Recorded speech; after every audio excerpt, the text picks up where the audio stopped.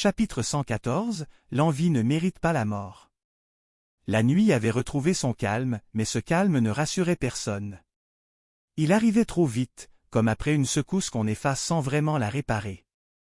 Les gyrophares avaient disparu. Les radios aussi. Le hangar n'était plus qu'une masse sombre au bout de la zone, un bâtiment refermé sur ce qu'il venait d'avaler. De loin, on aurait presque pu croire que rien ne s'y était passé. Yvon savait que c'était faux. Rien n'avait été réglé. Rien n'avait été nettoyé au sens simple du mot. Le narrateur n'avait pas vidé le terrain. Il l'avait seulement allégé, déplacé, rendu moins encombré par ceux qui salissaient trop vite ce qu'il touchait. Il restait donc autre chose à lire. Pas la corruption la plus lourde. Pas les hommes déjà tordus de l'intérieur. Autre chose de plus discret. De plus ordinaire. De plus humain. L'envie. Le mot avait été lâché par la voix, mais Yvon refusait encore de le prendre comme une simple annonce. Il cherchait ce qu'il recouvrait vraiment, à qui il s'attachait, comment il allait être corrigé. 2 noms remontèrent avant même le matin. Pas par miracle. Pas dans un grand dévoilement. Seulement dans des fragments. Une radio qui insiste trop sur le même duo. Une remarque du relais. Un vieux commentaire entendu plus tôt dans l'enquête. 2 agents qui ne portaient pas la saleté des autres, pas de corruption claire, pas de faute assez lourde pour appeler une exécution, mais cette tension bien connue chez ceux qui veulent monter trop vite. Yvon connaissait le type. Pas les hommes en profondeur. Le type. Ceux qui ne regardent pas une affaire pour ce qu'elle révèle, mais pour ce qu'elle peut leur donner. Ceux qui veulent être vus avant de vouloir comprendre. Ceux qui confondent la vérité avec la place qu'elle peut leur acheter. Pas des monstres. Pas des pourris au sens plein. Mais des hommes prêts à se servir d'un drame comme d'un escalier. Poutine avançait à côté de lui sans bruit. Le relais suivait plus loin, toujours secoué, toujours trop conscient d'avoir traversé quelque chose qui dépassait largement une fuite ou une simple nuit de sang. Le téléphone vibra. Appel masqué. Yvon décrocha. La voix était calme. Pas moqueuse. Pas tendre non plus. Seulement nette. Ceux-là sont plus propres. Yvon marcha encore quelques pas avant de répondre. Alors tu ne les tues pas. Un très léger silence suivit.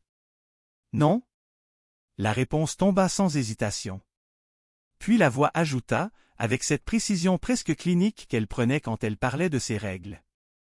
On ne corrige pas tout de la même façon. Yvon ne dit rien. Il attendait la suite. L'envie ne mérite pas la mort, reprit la voix. Elle mérite d'être privée de ce qu'elle cherchait. La phrase resta suspendue quelques secondes dans l'air froid. Yvon comprit alors que ce chapitre ne serait pas sanglant. Il serait plus froid que ça. Le lendemain confirma cette intuition.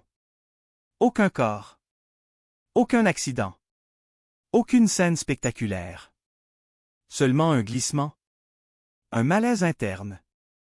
Des vérifications qui remontent au mauvais moment. Des décisions réexaminées. Des prises de position qui deviennent compromettantes dès qu'on les relie sous un autre angle. Des conflits d'intérêts modestes, mais gênants. Des procédures discutables. Rien d'assez noir pour envoyer un homme en prison. Rien d'assez propre pour le laisser monter comme il l'espérait. Les 2 agents furent déplacés. Pas publiquement humiliés. Pas détruits en une seule journée. Déplacés. Sortis de la trajectoire. Un poste fermé pour l'un. Un bureau sans lumière pour l'autre. Plus de terrain. Plus de dossier brûlant. Plus de proximité avec une affaire capable de faire un nom. Le relais murmura que c'était pire qu'un mort. Yvon ne répondit pas tout de suite. Il regardait les choses se mettre en place avec une lenteur plus troublante que la violence. Parce que oui, d'une certaine façon, c'était pire pour eux. L'envie veut la lumière. Elle veut la comparaison. Elle veut la victoire visible. Elle veut être celle qu'on choisit, celle qu'on cite, celle qu'on retient. Le narrateur ne leur retirait pas la vie. Il leur retirait la scène. Le téléphone vibra encore plus tard. Même appel masqué. Même calme? Tu vois la différence? Demanda la voix. Yvon répondit que oui. La corruption alourdit une page. L'envie, elle, la déforme, dit la voix. On peut vivre avec ça. Mais l'on doit vivre sans récompense.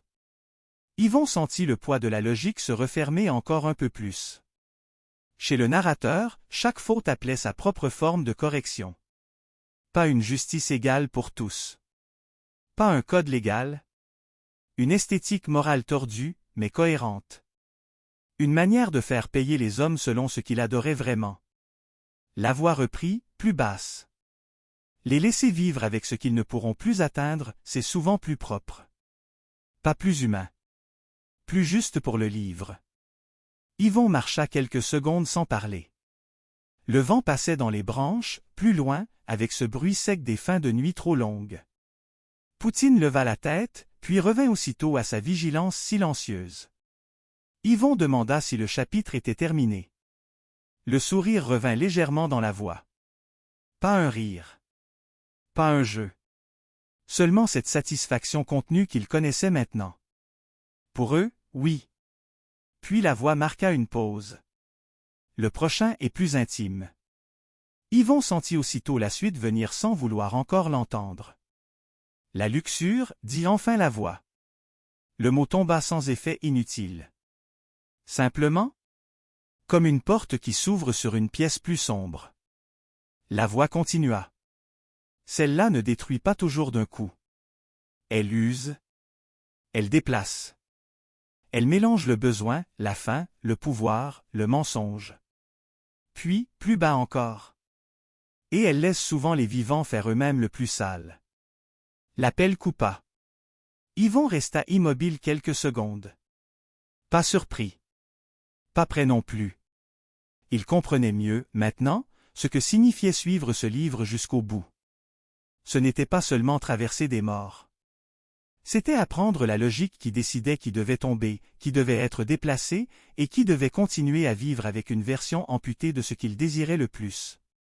Le relais demanda ce qu'il avait dit. Yvon regarda la nuit, puis Poutine, puis la route devant eux. Enfin, il répondit calmement que le chapitre suivant serait plus sale. Poutine resta calme. Prêt? Entier. Et Yvon comprit qu'il était encore loin de la fin.